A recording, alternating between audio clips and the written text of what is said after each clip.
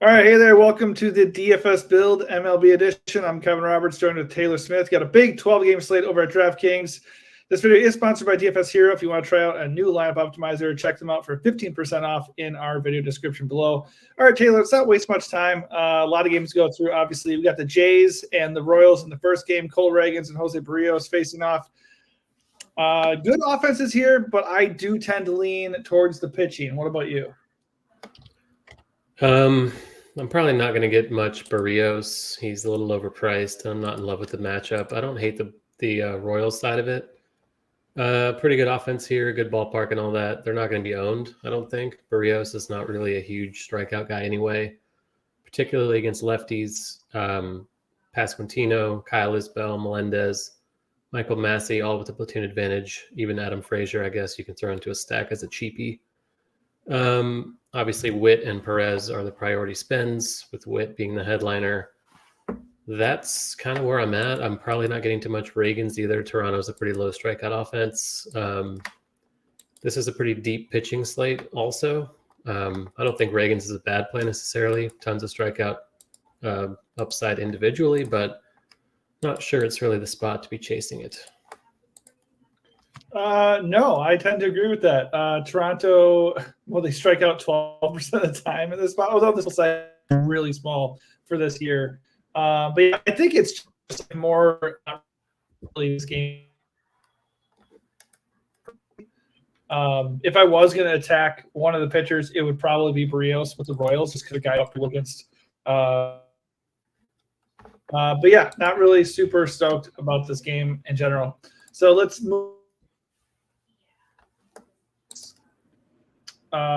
Let's see here. Let me pull this up. Oh, okay. It logged me out. Awesome stuff. Cool. This is going really well today. What the hell? All right. Hey, whatever. This is what happens. Because I'm logged in on my other computer too. So, all right. Bear with me. Okay, so let's go to this game. Let's just dive right in. What do you think about the Cubs and Mets? Let's see. I actually had the Giants pulled up. So let's see. Yeah, really nothing here. Manaea 8K, I guess, is fine, but Chicago's not an easy matchup. Not a ton of strikeouts there. Big power risk, even in a pitcher-friendly park. It's more of just a salary thing. Like, he's 8K. He's kind of the same play as Ragans, in my view. More of a secondary tournament consideration that's going to be pretty low owned, I think. The righty power, Morel, Wisdom, Swanson, even Horner, I don't hate for the Cubs. Kind of as another unowned stack, similar to Kansas City. Otherwise, not really looking to the Mets against Assad. Not really looking to Assad against the Mets either. So probably just a little Manaea and maybe some Cubs, but not a game I'm really circling tonight. Yeah, if I went here, it would be Cubs for sure. They have a lot of righties to give him some problems. So, yeah, I don't really want to do it. I don't think the Cubs grade out as like an amazing stack, but that's just probably where I would go as well. All right, moving on here, we got the Giants at Fenway Park against the Red Sox, Logan Webb and Cooper Criswell. So there's that. I don't really like playing pitchers in this park. So I'm probably going to continue that trend today. I think if I was going to do it, I probably would go with Webb. But, Boston does still have a considerable amount of power. The Giants do get a park upgrade, so I guess you could go there as far as, stacks go. But I'm not really that excited about this game. How about you? I think Webb is pretty interesting. He's probably going to be one of my higher-owned pitchers on the slate just because he's 8-3. He's normally 9K or above. This season, he's been a bit underpriced. Strikeouts are down, but I think they'll come up a little bit. He's still kind of an average strikeout guy in general, but very high ground ball rate, tends to mute power pretty well. So I'm not super worried about the park downgrade for him. And Boston strikes out quite a bit. So there is some risk, obviously, with the ballpark, but at the price point, I think he's just too good to ignore, honestly. As for the Giants, I think they're an okay stack. They might go a little bit over-owned because they are getting a park boost here, and they are pretty cheap. I don't think anyone's more than 4.6. Solaire's 4.6. So, yeah, they look okay. Criswell's not really a scary pitcher, but I plan to focus my offensive efforts elsewhere. Yeah, I mean, like I said, I'm okay with Webb. I do think if he's going to be 22% owned, we can definitely sprinkle in some Red Sox stacks. He doesn't have anything that stands out as far as attacking him. He seems pretty decent across the board, but I'm okay with Boston bats just for some leverage there. But otherwise, I'm probably going to stay away from this game. Next game, we got Minnesota and White Sox. I feel like these teams face each other every fucking day. So, I mean, seriously, do they not? I know they're in the same position, but good Lord. All right, this one dude, Woods. Good for the Twins. I know. I do like the Twins, but whatever. Let's see. Yeah, Woods Richardson. He faced the White Sox last time. He was up there. He had 14 fantasy points. His debut was against the Tigers. He had 23 fantasy points. So obviously it's the White Sox. So in general, he looks pretty good. I do like him. If he's going to be mega chalk and he's coming in at 6%, so no, he's not. But either way, I mean, if he was chalky, I would entertain White Sox, but good Lord, they look so bad. So I actually like him a good deal. On the other side, you have Mike Soroka against the Twins. He has not been good. I actually like Minnesota a lot. They can throw a lot of viable lefties at him, and he has been bad. So not really on White Sox just because there's no real leverage there. But I do like the Twins quite a bit. How about you? Yeah, Minnesota's hard to get away from. Like Soroka used to be good, but he's had injuries the last several years, so K rate way down. Walk rate is even higher than his K rate. I think his K rate's under 10%, which is just unbelievably bad. What? It's ghastly. 18% walk rate against. Yeah, there's not a lot to like. For ISO. 3. Mm-hmm. It's bad. It's bad.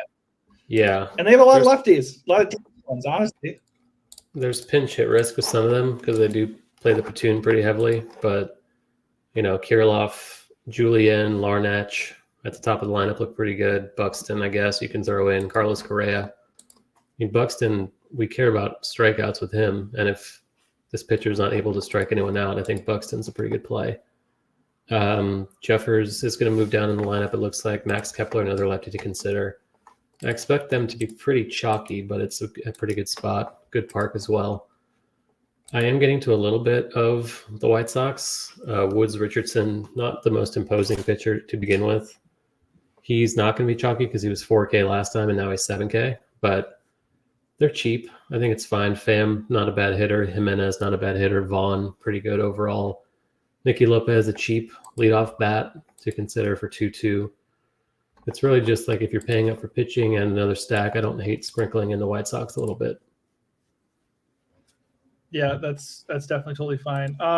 Worth noting right now per DFS Hero, the Twins are the chalkiest stack, but it's not like I don't think the ownership is egregious like it's been on some of the previous slates we've broken down where like they're up at 10 to 13 to 14% owned. So they're like at 8, and there's a couple other offenses that are kind of right there with them. So yeah, they're chalky, but as we've talked about a lot of different times on a massive slate like this, 12 games, I don't think I'd be that worried. I would just, if I like them, I'm going to just stack them and then, just try to get a little bit different elsewhere, I suppose.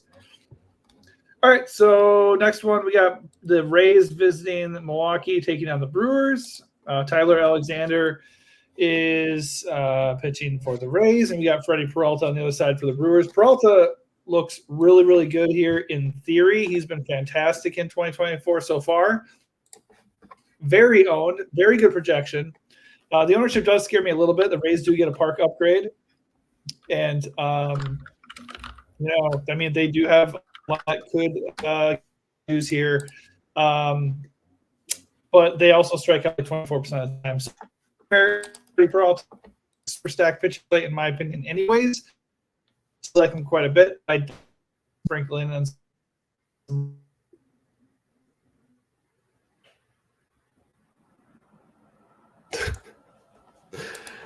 I think, I don't know. I guess you were done. Yes, I was done. What are your thoughts, sir? It was just cutting out, so I didn't know. Peralta, definitely the SP1. Tampa Bay, high strikeout lineup. They're not very good overall. Limited power. I guess it's a park boost for them, but still I'm not super scared of the lineup. He's only 10K, so easily the top overall pitcher on the slate. He's probably the guy I'll have the most. He and Webb right there at the top for me. So that's chalk I have no qualms with eating.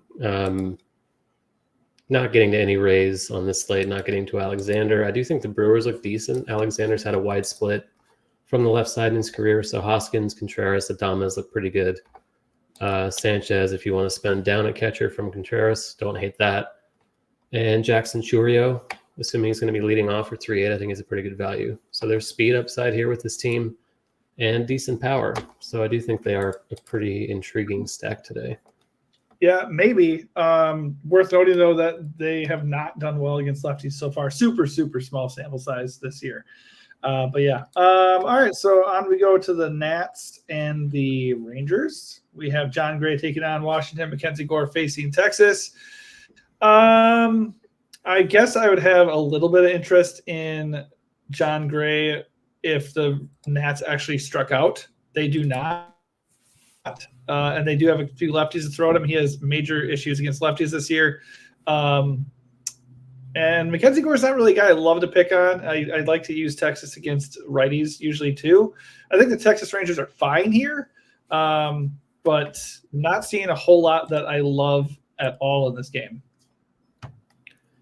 Yeah, I'm probably going to get to quite a bit of Gray just because he's 7-3 and the strikeouts have been there this season, but it's probably going to come. His rate's probably going to come down just because of where he's been over the years. So not likely to continue, especially in this spot. But it's kind of just a price thing. I also plan on playing the Washington side of it just because they're cheap and left-handed heavy, like you said. Abrams is expensive, but Garcia, Ruiz, Winker, all pretty affordable. Rosario's cheap. Meneses in the middle of the order, right-handed, but hitting third, don't mind that. They should be pretty low owned too, and Gray might get some ownership, so I don't mind them today. And Texas is okay. I'm really not getting to Gore. You're kind of just hoping with the Rangers they hit a bunch of homers and end his night early, but not a core stack for me either. Yeah, we're pretty much agreed there. All right, next game we got the Guardians taking on the Astros in Houston. Hunter Brown taking on the Guardians. Carlos Carrasco on the other side taking on the Astros. Obviously, Carrasco would be good. The Astros also don't strike out, and they have a considerable amount of power, so I like Houston quite a bit here. On the other side, the Guardians also don't strike out a crazy amount, but Hunter Brown has struggled on the year, so I'm not super excited to play him. But I think he's pretty cheap here, coming at 6.8K. So I do have a little bit of interest in Hunter Brown if he can snap out of this funk he's been in. I guess he's kind of corrected a little bit lately. I mean, he's not going negative 23 on us in these last two games, so that's a start. I don't feel like amazing about him just because Guardians don't really strike out a ton. I think I'll have a sprinkling of him, but I do really like the Houston Bats. How about you? Yeah, Carrasco's pretty bad, and he's not striking anyone out. Loads of power there, like you said. They're probably the top stack on the board. Maybe, I mean, they're top 3 for sure, maybe top 1. Brown is just a price thing, 6'8", cheap. It's not a very high power lineup either beyond like Ramirez and Naylor. So not the most imposing matchup. It's just that he's cheap. He's supposed to be decent overall with strikeouts and ground balls. So I think he can pay it off. He and Gray are kind of the cheapies I have my eye on the most. Okay. All right, moving on here. We got the Phillies visiting the Angels, and we have Tyler Anderson hosting Philly, and on the other side we have Spencer Turnbull. So both these pitchers are guys that we can target if we want to. Turnbull, not exactly the guy I'd want to be going after of the two. I think Tyler Anderson obviously showing major reverse splits right now this year, so that's good. Look at the Phillies, they have a lot of dangerous. So Philly, they look good. Phillies look really good. I think the Halos are fine. The main attraction for me in the Yeah, they're pricey, but it's a good spot, a good park for power and all that. Anderson not very imposing either. Limited strikeouts, a lot of fly balls and stuff. So Harper, Schwarber, the whole gang looks good. Merrifield's cheap. Rojas is cheap. You're going to have to pay down for pitching probably if you want to stack them, but there are a few options we touched on already. Turnbull is overpriced. He's been good matchup, but probably not for me on this slate. And I'm not really getting into the Angels against him either. Yep, totally fair. All right, I'm going to kick over to this game. We got Pirates and Athletic. Keller going up. Wood going up against the Pirates. This is a friendly middle. Because they do strike out 28% of the time, and I think they're down a couple guys. Most notably Zach Geloff. But he, in theory, does project nicely here. The 8.8 price is a bit steep for me just because he hasn't been amazing. And Alex Wood, I never feel great about using him, but this is a good park. He's very cheap, and the Pirates don't so many guys feel very threatening. So when you factor in salary, I actually have a good amount of interest in Alex Wood. I would definitely hedge that if I have crazy Alex Wood ownership and I'd get some stacks there. But I like Alex Wood today. Fuck. Yeah, I think they're both okay. Like Keller for 8.8 is too steep, but it is a really good spot in a good park. So if he's going to show upside anywhere, it's probably in this one. So I'm okay getting to him. Certainly more so than like Turnbull in that range. Wood, yeah, 6.2, just kind of a punt, hoping for the best. Pirates strike out a lot. So I get it. Not really going to look to the bats, though. Not a good spot, not a good park, and not good offenses. Absolutely. You can probably second that where the rest on the Padres. Yu Darvish has been activated from the 15-day disabled list, so in theory, he's viable against the Reds, although I do know offhand how limited he might be. Like 80 pitches? Okay, I think at 8.4K in this matchup, I think he's viable. Their K rate against righties is 29% on the year, which is pretty bad. So I actually don't hate him. He's not going to be like my number one pitcher or anything, but I definitely wouldn't mind a sprinkling of you at all. On the other side, the Padres are worth a shot because Nick Martinez isn't very good. They're not a major priority for me, but they definitely project well here. What are your thoughts on this one? Yeah, he's not scary, and it is a pretty decent lineup, especially at the top. They're going to be unowned completely, it looks like. So usual guys, Tatis, Machado, Cronenworth, I guess Bogarts is okay. And Ha-Seong Kim in the heart of the order looks decent. Yeah, Darvish is just kind of a pivot away from Webb. I'm going to have significantly more Webb along with the field, but if Darvish is going to be 1% owned and Webb's going to be 20, then certainly Darvish is worth at least a flyer if you're otherwise building a pretty chalky lineup. Yep. All right, next game here, we got the Braves. We got Reynaldo Lopez taking on Luis Castillo. Both pitchers are a little bit pricey. Castillo is the better value, although he's taking on the Braves. So I don't have any interest in Castillo. He has a history of giving up contact on the year. He's been getting slapped around by lefties a little bit. So the Braves look pretty good. They look good every day, anyways. But I more than obviously. Reynaldo actually looks pretty good. The Mariners against lefties usually, and he's here. And they strike out 29% of the time against righties with their projected lineup. So Reynaldo looks okay. He is a little bit expensive, but I think he's obviously like every fucking other person in the world. I like Atlanta. Yeah, I'm really getting to nothing on the offensive side here. Bad park for power, bad park for hitting in general. Two good pitchers on the mound. It's a little shocking to see Castillo $900 cheaper than Lopez, given their respective track records. But the matchup's obviously more daunting for Castillo, but he is the better pitcher, I think. Lopez has been great this season, but we're only talking about, I think, 4 starts. Some of them against like the Marlins, for example. So not ready to crown him just yet. I think he's a little overpriced. He does look decent enough for 9.5 just because Seattle does strike out so much. But looks like I'm getting to a lot of Castillo here just because he's underpriced, even in a tough spot against the Braves. I won't be joining you. Okay, so last game tonight, you got the Dodgers and the Diamondbacks. That situation, Montgomery is a decent real-life pitcher, but it's the Dodgers, so them a lot of righties and a lot of power to throw at him, so I don't imagine he's going to emerge from this one unscathed.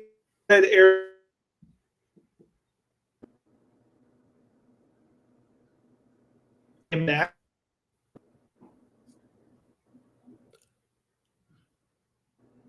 Did I freeze? Yeah. Gosh. Okay, Landon Mack. Is that his name? Oh, yeah, it is. Okay. So I'll admit I don't know a lot about Landon Mack, so I'll defer to you there. Arizona in general against an younger pitcher, that is a little bit interesting. But as we know, Corbin Carroll has not been himself. Is he even in the project? Yeah, he's in there, but he's been bad. Arizona looking that advantageous to me. I'd mostly just be Dodgers tonight in this game. Yeah, and even them, they're pricey, and it's not the best spot against Montgomery, so I'm not really getting too much of them. We'll get a bit like Smith, Hernandez, both Hernandez's, Pages, Betts, of course. They look good enough. They shouldn't be overwhelmingly popular either, I wouldn't think, tonight, but I'm a bit concerned about being under on Arizona because it is a pretty good spot against Knack, but nature of the slate, they're pricey. Carroll, like you said, has been bad. Moreno's been bad. It's not a comfortable team to be under the field on, but it looks like I might be tonight. All righty. Before we wrap up here, let's go look at our overall stuff. Let's look at ISO and pitchers. Freddie Peralta, you said he's SP1. I'm pretty much in agreement with you. I just would drop in a few raised stacks just to hedge my bets a little bit. You also are very high on Webb. Is there anybody here that is coming in really chalky that you are going to gladly be underweight on? Probably Keller, just because he's the weakest of the group, and he's not really coming at a huge discount. I'd rather get to Webb and Castillo at cheaper salaries. Yeah, Keller's is a bit rich for me, and then those are the first two. I'm totally fine with Webb. Peralta's the number one option, and then I like Lopez. And if we're going down, I don't mind going with Woodson just because it is the White Sox. All right, as far as stacks go, here we go. The chalky stack of the night is Minnesota. I really like the Twins. You mentioned the Brewers. We're in agreement on the Astros. Is there anybody else that's really chalky as far as stacks go that you have no qualms going away from tonight? With going away from? Yeah. Probably the Giants, just because that's another team that'll platoon their guys, and it's not the best lineup to begin with. I think there are just other better teams to target today. Yeah, Houston's interesting here. If they're a third stack here with their run, pretty darn interesting. All right, coming down for the lower end. I'm sure White Sox they're not all the way down there. It's a little surprising. Where are they? Oh, wow, they're actually up there a bit. Okay, so for the lower end stacks that are not going to be owned, do you see anything here that can be advantageous for people for some leverage or just some stacks that aren't going to be owned that could surprise and pop off tonight? Probably KC of that group. I'm not too concerned about Barrios, and the Park is a good one. Yeah, they're probably the only team down there that I'm looking to actually get to. The Braves are a little bit interesting, I think, just because I think it's agreeable that they're not in the best spot, whether it be the Park or the matchup, but it's still the Braves, and the Braves being completely unowned is very, very interesting to me. All right, that is going to do it for us. Hopefully we helped you out a little bit. If we did, please give this video a like and also consider subscribing to our channel, the DFS Build, so you can get alerted to more videos just like this. Thanks for tuning in, and good luck.